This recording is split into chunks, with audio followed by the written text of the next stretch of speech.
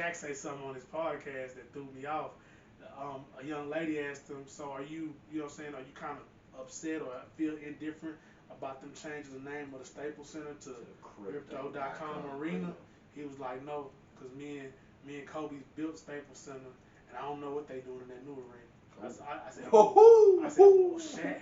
That's shots. The shot, Shaq. I said, Shaq, you ain't gotta do him like that. So I mean, okay. Are we gonna say the bubble? The bubble didn't count. Man, it's the bubble. So you know the old heads, they not giving the bubble the credit. I think that was more high pressure situation than normal. I think you don't have all your players. Right. You got to deal with the sickness going on, and at any moment you could be Right. pulled out. You can't play. You don't really know what's going on. You can't just focus on basketball. And I think that's more pressure. Yeah, I think the bubble was good, but what I feel is sometimes you miss that dude that's saying, LeBron, you a bum in the stands, Yeah, and you can, okay. and LeBron hear that, and he's like, what bum? Who you talking to? And then It just okay. begins to annihilate. Okay. So I I think we know both, but I think what Shaq was saying, it was like he just not seeing the fear the Lakers used to put in people. Nobody fears this team. Nobody fears this team. I'm gonna be honest with you. Not this one. LeBron, the way oh my God. Man, LeBron. Oh my God. Man. LeBron at the age he's at. 37 years old. Man, 37 years old. Then his son is almost grown. He's averaging damn near what? 30, 35? 30, 35 a game. About I know he costs double digits in rebounds and assists. So and he's leading the team that I kind of see is not meshing well because you got too many. You got Russell Westbrook. Now we're gonna call it spade a spade. Russell plays similar to a mini LeBron. And he drives the way he drives. He's not as fluid as LeBron, but Russ basically what we're saying, Russ needs the ball. And since so you see the team working. I do see the team working when Anthony Davis returns because they have a third option. And Russ is gonna he's doing better with moving the basketball. What do you see that Anthony with the rebounding? Is that what I see? What is it that you think he'll provide that they don't have now? He's that third threat though. You gotta respect. Now, mind this also. He wasn't playing like Anthony Davis. He was not. The bubble before he got hurt. The bubble Anthony Davis was playing like a KG Dirt Tim Duncan mix when he was down there in the bubble. When we got him back, he was playing. He kind of was reminding me. I don't know. Jared Jeffries, maybe. Oh, the disrespect is real. Jerry Jeffries. What? Shout out Jared Jeffries. I only came up because I've been playing with that boy on live. And I'd be like, bro, get him out the game, bro. Get Jared Jeffries out the game. I used to hate that on live where they'll sub in some scrub. You be like, bro, nah, I was going off with this dude. And then it wasn't as clear as the gravity. So you were trying to pull a three with him. That thing would be clank. And you look at the name, Jeffries. Oh, nah, get out the game, fam. But yeah, AD, you was playing like Jared Jeffries, man. Before you got man, salute to Jerry, man. Salute to you, boss. But come on, AD, we need you to come back and be that third option. So, cause y'all are like teetering in the playoff play. Like, what's the playoff plan? I don't know if they gonna make the play. It's looking very scary. I don't know if Russ works. Oh, okay. So I would ask people, if you had an option and you was the GM, what would you do with Russ? Where would you send him, and what would you command back for him? I want Ben Simmons. You want Benjamin Simmons? If I can get Ben Simmons, I mean Daryl Morey has shown before that he liked Russell Westbrook, and he's shown that he will give up a lot for Westbrook before. So and also they in a rock and a hard place in Philly with Ben as it is. So you better get as much talent as you can get back. That's the best answer I heard of somebody trading Russell Westbrook, because when you get Ben Simmons, you add Ben as a point guard, LeBron, and the thing is Ben will defer to LeBron more easily than a Russell would, who's used to shooting and scoring. Ben just wants to push the ball and play defense. I believe that I believe here's the problem with the Lakers, to be honest. Cause to be completely honest with you, I think they could do something with the squad they have now, like you say. Right. I just, I say I think I'm shaky on it working with Russ, but I think it'll work this way. And I think this is really the only problem they have, to be honest. Only problem.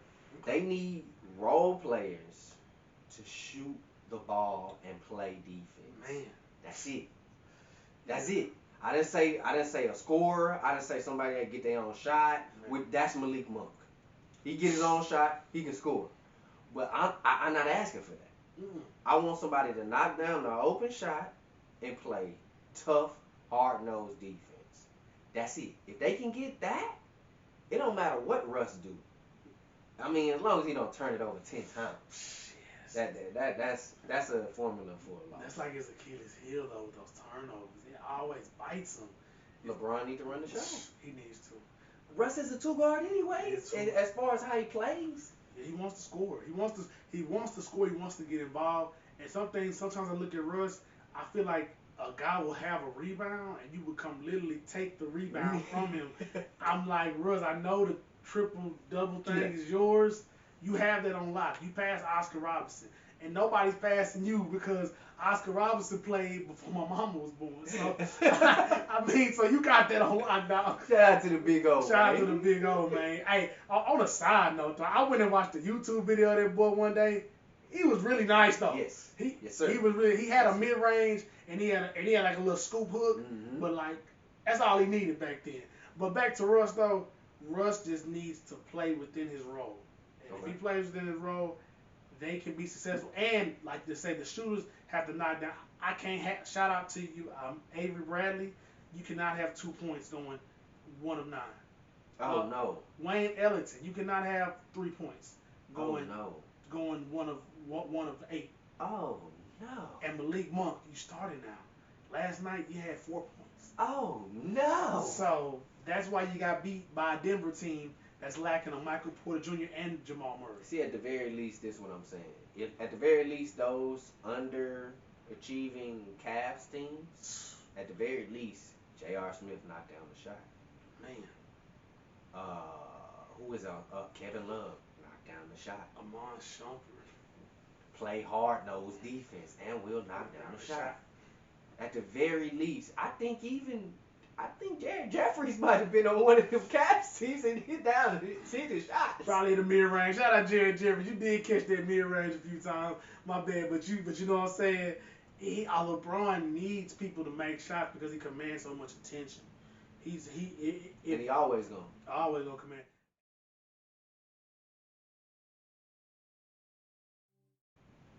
Has Golden State taken over California and made the Lakers and the Clippers and of course the Kings? Sorry, King fans. Y'all ain't been good since Chris Come on. Bobby Jackson. My bad, I'm sorry. And I guess Portland, if we want to count them in. Yeah, adjacent, I guess. But adjacent. Do the Warriors rule California? They rule the West Coast. Man, see, I don't want to agree, but I have to be a realist here and agree. Ever since they beat the Clippers after that Donald Sterling thing, I feel like, what are you doing? The only time that the Lakers got it is after Clay and Steph were hurt that year, I think, before the bubble. And as soon as they got back healthy, they was in the mix. Steph almost made the playoffs. LeBron had to hit that fadeaway 3-point off the backboard. So I feel like Golden State got a chokehold on the West, and I sad to say they always take my boy Braun down, man. He always struggled with Golden State. He got him. It's hard. It's hard. It's very hard when you got 2 of the best shooters ever. And Draymond is what I think every team needs, which is what I would like to call a glue guy. A guy that's going to play hard, no defense. He's going to get the rebound. He's going to hit the mid-range. He's going to do things that matter, like setting a pick. A lot of people don't think that's anything. That matters a lot. That frees up people, man. It matters a lot. Come on, man. Come on.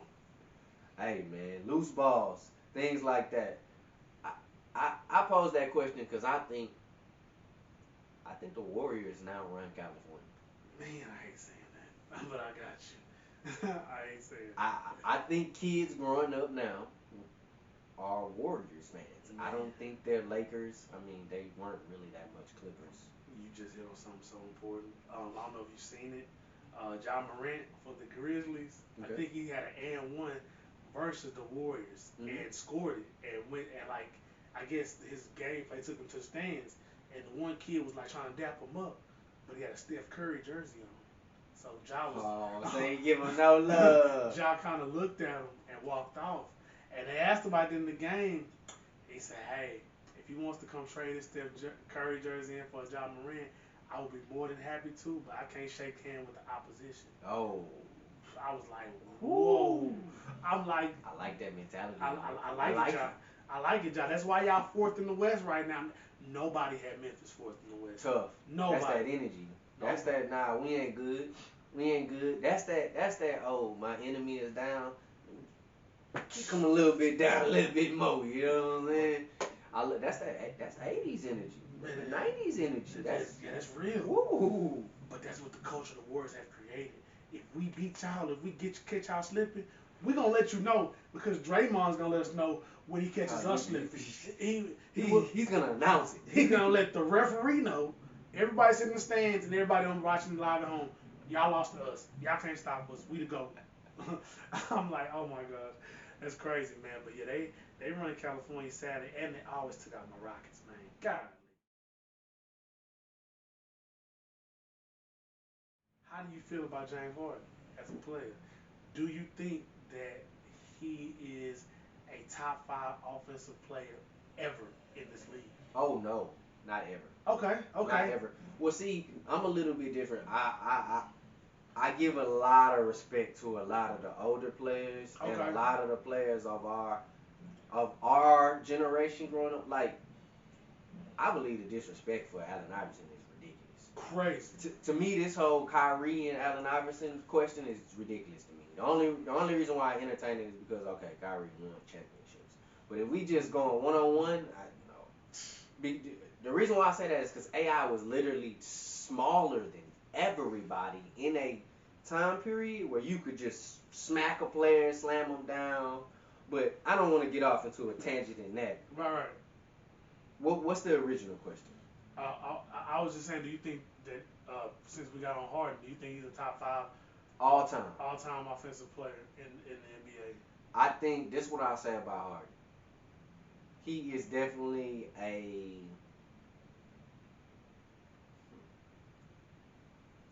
top five scorer Well, yeah, or yeah. offensive player. I see. I said offensive player because I wanted to use all facets of offense. Okay. All facets Okay, of okay, offense. okay, okay. Because just if we were just saying like scorer of the Yeah. ball, I would consider him there. Yep. Yep. But offensively, no, because see, like I give credit to people like nobody does the Scott Hill. Kareem did a move that was unstoppable that nobody does. And still leading scorer in the NBA of all time. Then like Still. I give a lot of credit to things Still. like that. I give a lot of credit to guys like people. Well, when I grew up, I loved ESPN Classics channel. That was like one of my favorite channels. So I watched Larry Bird's games a lot. Larry Bird is a dog, and I think y'all be forgetting that. I and to me, James Harden could not. He couldn't do nothing with Larry Bird. That's just me. Right. I just think that era and how tough those guys were, and how like I think a lot of people forget like they play offense and defense at that time. Ooh. So if these guys were to go in a one-on-one game, these shots Harden get off, they not gonna be getting off. It might be a foul or two in there. He might have to really. He very crafty. He very Right. skilled. Right. Don't get me wrong. People like KD, I think would be ahead of him on that list. You're right. Okay. I mean, a lot What of do you think? What do you think? personally, I think he's top five offensively based on what he can create, but He can't create. he can't create in the way he assists. I've seen him in Brooklyn now. He's changed his game completely. So now he is not just step back because he's seen that doesn't that it's successful in the regular season.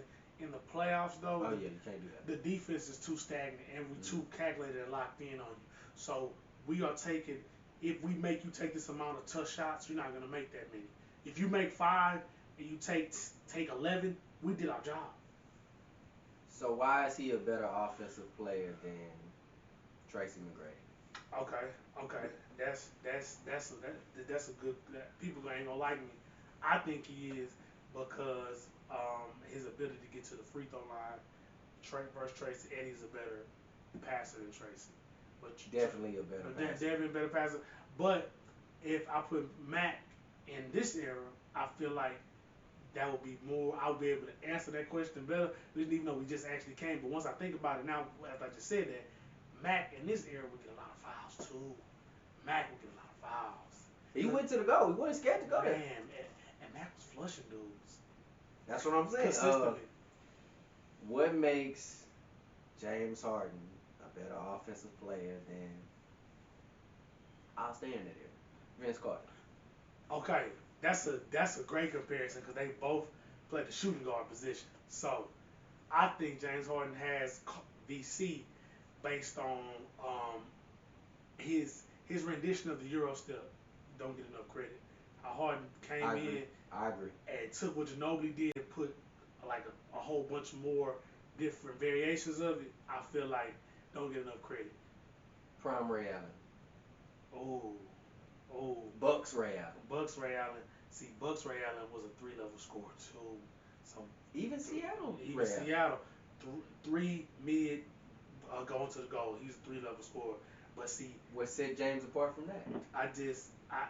I'm gonna keep giving James his because the step back 3 was off the dribble, was tough, and the only people I seen do it that well are Curry and him off the dribble.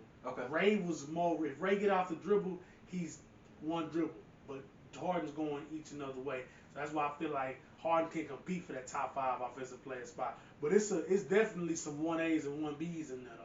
It's not no solidified 5. Yeah. I mean, because it's too tough. It's too tough because when you put those numbers next to James Harden numbers is crazy. But you gotta look at the way the defenses are playing them. Because I remember one series, I think they played Utah like 3 or 4 years ago. They was like kind of playing behind him and playing on his side. Yeah, I remember that. Yeah. I remember that. Yeah. So when they played OKC as well, what's his name? Dortz? Yeah. No, Lou. What is it? Legits. Lou Dortz. Lou Dortz. He was playing James Harden specifically behind him to the side, and I was like, what the hell? That's crazy. What is this? But then also, but that's why I can give a solidified answer to the top 5 because the NBA has prioritized offense. Yes. Offense sells tickets. Yes. If we see James Curry knock down these long balls, we want to make it accessible. You want to make more shots accessible? Call more fouls. Defenses have to adjust. Okay. So that's why it's a hard battle for that top 5 offensive player because errors are getting into it. Errors. Yeah. The errors of officiating, errors of marking the game. Yeah.